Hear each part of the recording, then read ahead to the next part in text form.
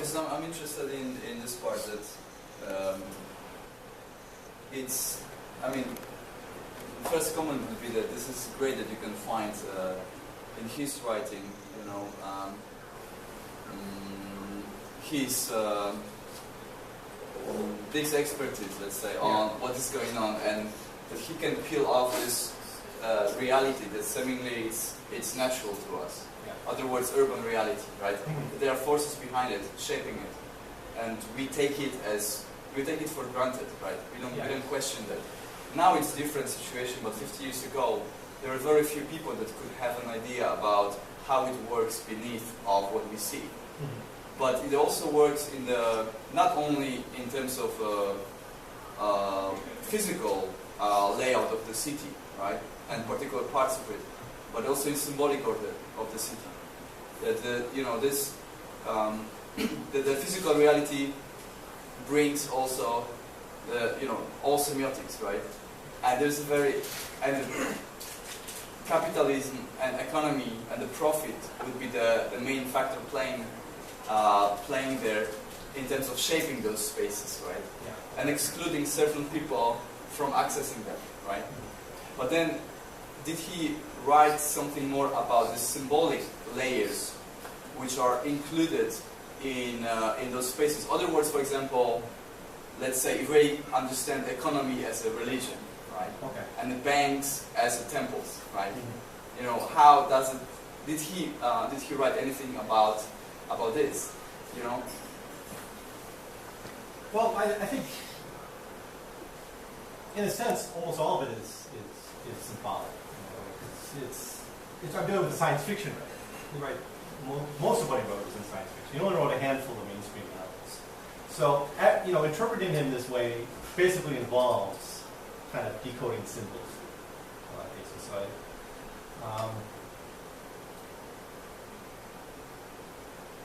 and I do think that there's many symbols that flow throughout his work that exist on their own, that aren't necessarily things I have to interpret into it. A good example of this might be the God as a consumer good. Right? I didn't get to talk about the spirituality stuff. I didn't have enough time. But one of his common expressions was that you find God packaged in consumer goods. And this is the theme in the novel Ubik, B-U-I-K, in which salvation does come packaged in consumer goods, because that's the only way that we'll accept and buy it. In that people are half dead in the novel, and they're kind of existed in a world that's being manipulated by other people.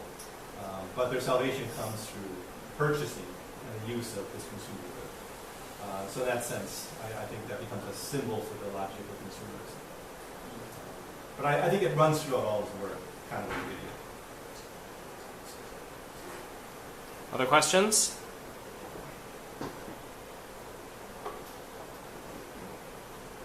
That's okay. The quiet parts I can edit out. That's fine. Okay. No pressure. I will have a question.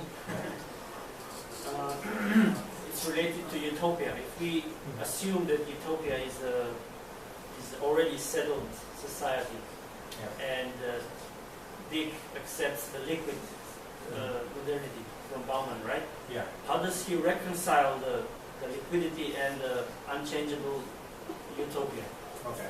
Well, first, he doesn't get anything from Bauman. I interpret Bauman. I use Bauman to help interpret this. So it kind of works the other way.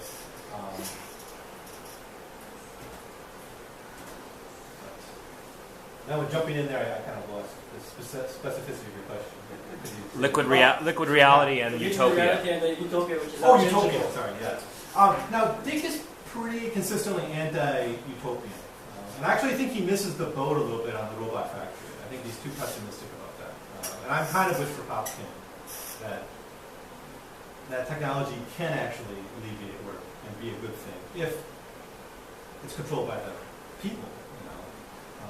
One thing I do find attractive to him in his vision of utopia, to the degree it exists, is that he thinks technologies and systems and institutions, if we're going to create them, have to be human scale. And it was something I talked about a little bit in the Utopia talk 2 weeks ago. That if we are going to envision, it has to be something we can get our fingers around. It can't be an Olympian god that we can't face, right? And I think that's the problem with It's the question of urban planning, or kind of the technocratic economy, which most of us are kind of feel there's a big gate that we can't cross into. And if utopia is built on those terms, I think Dick would be very horrified by it. His utopia is really an interpersonal and a personal, and at the human scale, which would not be liquid. I think almost by definition it wouldn't be something that's liquid, because the change that would come would become out of our will, out of our desires. Bauman's idea of liquid reality is that these changes are happening because we have to adapt to a changing container, like the liquid does. We don't have much say over what the world's going to look like. I don't know, what the new technology will be, what the new fashion will be. Our relationships. He wrote a whole book about love, where relationships go through the same transformations, and we feel kind of powerless to even save our marriages. Right? This is why the divorce rate is 60% in the West. So the solution for him is always to go back to this human skill. I have two questions. They're related to each other. First of all, maybe take just one specific or two specific writers that Philip K. Dick influenced the most, or screenwriters or something, could be movie or books. And then maybe you could talk about, are there other people in government or other parts of society that he influenced? Well, his influence was a bit late. I think it was probably Frederick Jameson who was the first intellectual to start to really take Philip Dick seriously. And I think it's in his book, Postmodernism or the Cultural Logic of Late Capitalism, where it's a critique of postmodernism. And he uses Philip Dick, and I think he might be the first intellectual to do that. As for other artists, I think certainly his influence is greater, more broad. Now, I don't know, I can't trace a genealogy for all these, but even a novel like Lathe of Heaven, Ursula Le Guin's work, Lathe of Heaven, you read it and it seems Phil Dickian in a lot of ways. Are you familiar with this? I've heard of the writer. I don't know the book. The Lathe of Heaven is about a guy who dreams, and his dreams come true. And so a reformer, a social reformer, kind of a liberal reformer, realizes this and wants to use that to improve the world, and then it goes disastrously wrong. He tries to use these dreams to improve the world. So it's kind of a critique of the reformer's idea. It seems very Phil Dickian, but as far as I know, she wasn't directly influenced by him in the writing of that work. Jonathan Lethem certainly has been. He's been quite open about that. Kim Stanley Robinson, another science fiction writer. In fact, there's a debate between those two people about Philip Dick somewhere on YouTube that you can watch. So he's got a huge influence in science fiction, I think. And he's now pretty much understood as the most important American science fiction writer of the 20th century. I don't know of any government thinkers who have really been influenced by him, or any policymakers. Maybe that's an unfortunate thing. But his influence is everywhere. Right? In TV series like Lost, for instance, you have a Philip Dick influence, almost certainly. And in fact, the whole cultural trope of the shifting realities and characters who don't know where they are, or there seems to be malevolent forces affecting them. The movie Dark City. I don't know. I think there's plenty of cultural influences, but Philip Dick. I think a lot of times it kind of loses the political edge that I'm trying to get at. Some of these derivative works lose some of that political edge. Focuses too much on kind of the Keanu Reeves wow moment, like, wow, I know Kung Fu. It's kind of a trippy thing. It's a trippy experience. It's almost a mystical experience. But I think that gets us a little too far away from actual political realities that really matter in our lives. Other questions? Yeah. You spoke about like what you identify in like contemporary urban planning as like cross-reference with his books. My question is, how much does do you find in his book like him referring to the shaping on like personal level? I mean, you mentioned some of his books where basically like people get kind of like manufactured into like certain kinds of, you know, like people, right? Depends on the, you know, whether it's like the bureaucratic control or whatever. So I have two questions. One would be like, what do you find in Dick's books on a personal level? How did he see the kind of, let's say, like the psychological profile, or like what he anticipated for the future? And the second question is like, what do you think, or how do you see, let's say, like today, like the way we are shaped into, like we are profiled as, let's say, like, oh, if you do this, you have to, you know, you have to be interested in these things, you have to have certain kind of friends, you have to wear certain kind of brands, and even though on a personal level you kind of feel free, but basically most of your life has been actually decided by the environment. Yeah, I think you sum it up actually really well. So that's really, I'm glad you got that from that.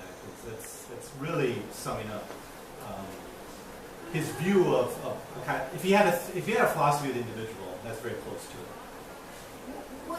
Was he actually kind of like, you know, anticipating this kind of like a, you know, person of the future with like lost, I mean, with virtual freedom, but actually like totally lost control over... Well, a good example of this is the Three Stigmata of Palmer Eldritch, sort of a mouthful. It's one of his novels, in which the people live on Mars.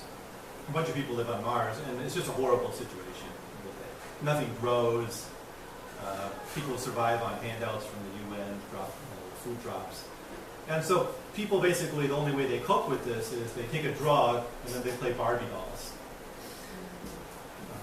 And they actually have layouts, and they have affairs through the Barbie dolls. They go see shrinks through the Barbie dolls, so they'll be like a Ken doll, they'll make a shrink, a psychiatrist, and they'll put their Barbie doll there, and but the drug allows them to experience this as real, kind of a psychedelic experience. And so you have like a bit of freedom in the way they kind of play act and play their little games, but they have no real freedom in their lives. Right? Their life still sucks in Mars. That's a common trope throughout. But Dick very clearly wanted people to face the limits they had, the limits to their own freedom, and build from that point on. In one of the novels, called Now Wait for Last Year, it's got a wonderful story and a wonderful plot. I'm not going to tell you about it, but I want to tell you about the last scene, where a man's wife had massive brain damage because of the drug she was taking. Obviously, you can see Dick was influenced by the drug culture of the 60s a little bit. So his wife takes this drug and gets brain damage, almost beyond repair. And he goes into an automated cab and asks the cab driver, what would you do if your wife was brain damaged beyond repair, and you'd have to spend your whole life caring for her? And he said, well, we're robots, so we don't have wives. And he said, well, yeah, but just imagine. And the robot said, well, then I would stay with her. Because to not stay with her means you think you deserve to have 100% control over your fate, and that's not the way the world works. And so he's convinced by this, and he decides to stay with his wife.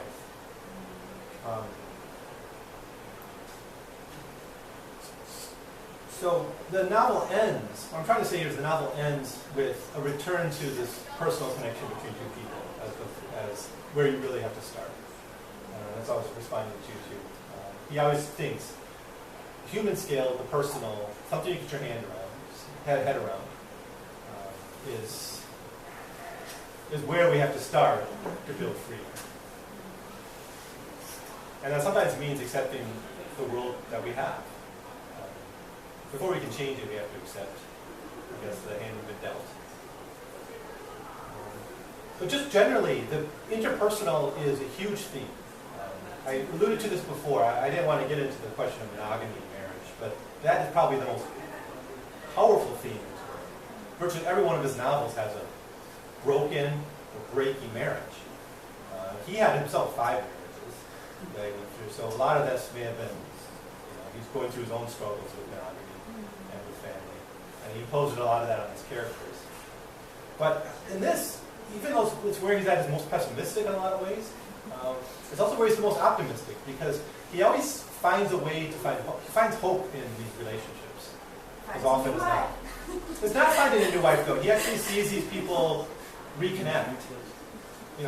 Not in every case, but in several significant examples. The broken marriage comes back together through honesty and through human experience. Other questions? I wanted to ask about, you mentioned he wrote about mental illness, yeah. But I don't remember you specifically getting into it. How did he write about it? I mean, how did he describe it? And did he have any specific prescriptions of how to better deal with it than it's being dealt with? Or was being dealt with during the time that he was alive? Well, he was definitely influenced by the anti-psychiatry movement of the 60s. And I think it just goes back to the 50s. Part of it came out of World War II when you had these millions of soldiers coming back with what was called shell shock. Right? And it became clear that mental illness could affect everyone given the right circumstances. And from this you had people like R.D. Lang, Thomas Scott, I'm not sure how to pronounce his name, who started to say that really, basically they were saying the diagnosis is social, not individual.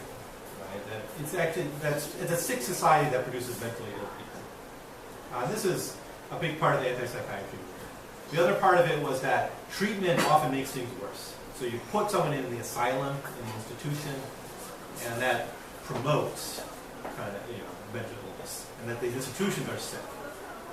This comes from Irving Goffman. Dick was certainly influenced by these. Although he was a consumer of mental health services at various times in his life, he hated the institutions of mental health care. And this is before you had, like in the 80s, the asylums were broken down. I think in the United States, in England, it was around the 80s. Actually, it was part of the Thatcher-Reagan de-investment in public services that led to the closing down of these asylums. But, Dick was right in that time when the asylum was still real, very real, for many mentally ill people. So he was highly critical of that.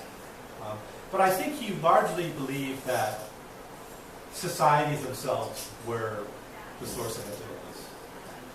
Did you write about any specific, like any books where they had dealt with mental illness in a better way? Well, one interesting example of this is the novel The Plans of the Alphane Moon, in which you actually had the situation in which Earth had a colony on some other planet, and then it got transferred over to some other aliens through a peace negotiation, and during that, all the patients of the asylum escaped.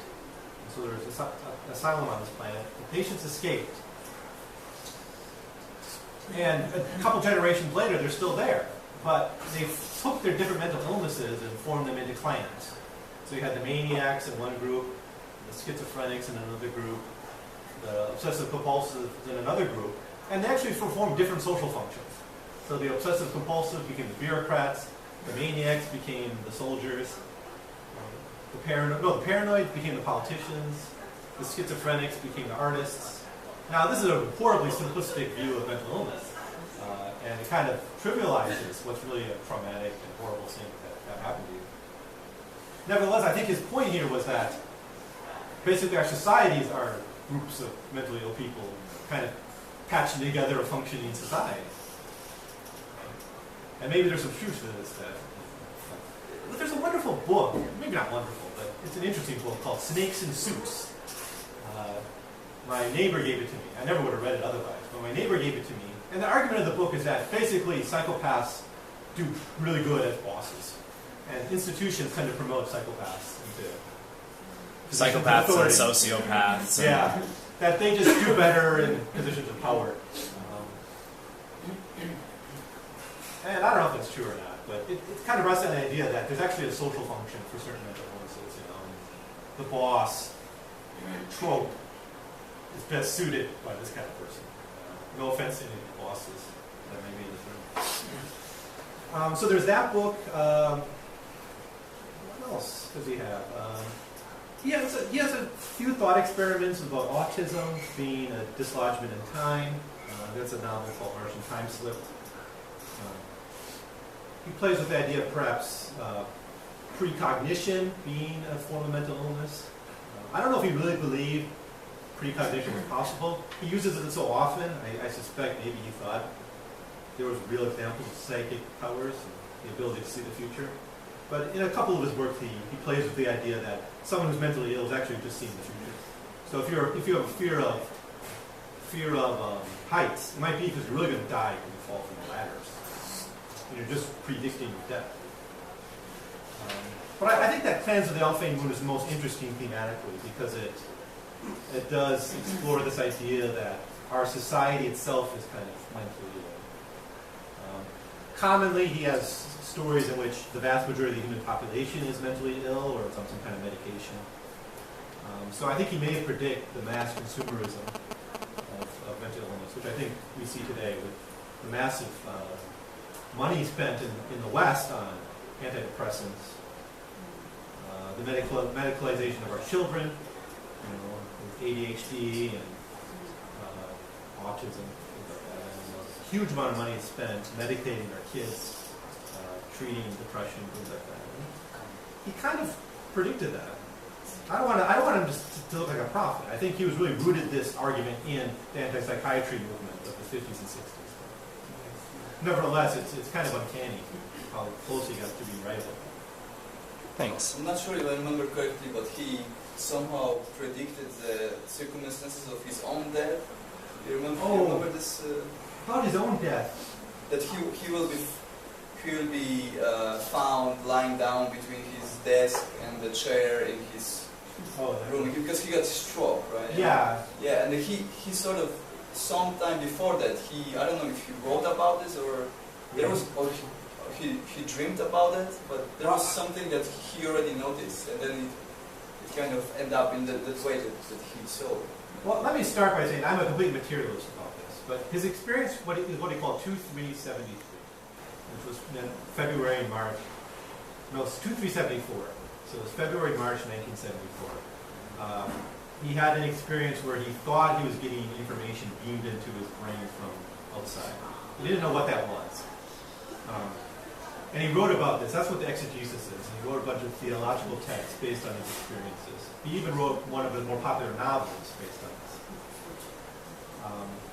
Now, I think he may have had an early stroke. He died of stroke, so I think that may have been what caused that experience. But there are a couple weird things that actually did happen. The most well documented is that he took his son to the doctor saying he's got a hernia, a life-threatening hernia, and we need to treat that. And the doctors kind of said, there's no sign of it or something. But he went back, I think he went back to the doctor and insisted they do an x-ray. And there it was. The son's life was actually saved from a hernia. And that seems to be well documented. So that's a bit weird.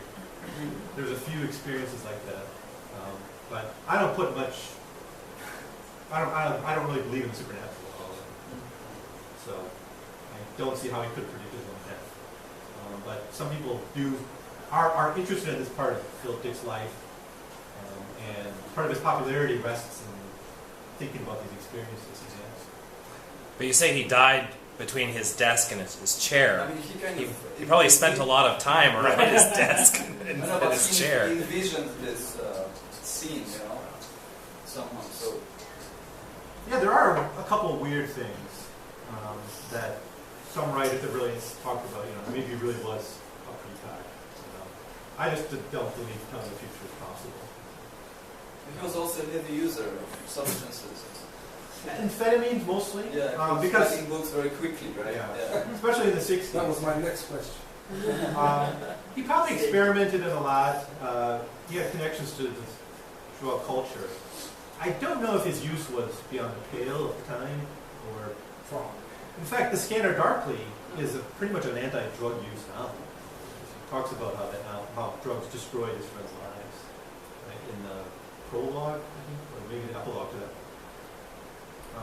Whatever relationship he once had with drugs, he certainly lost it by the 70s. He died in 1982.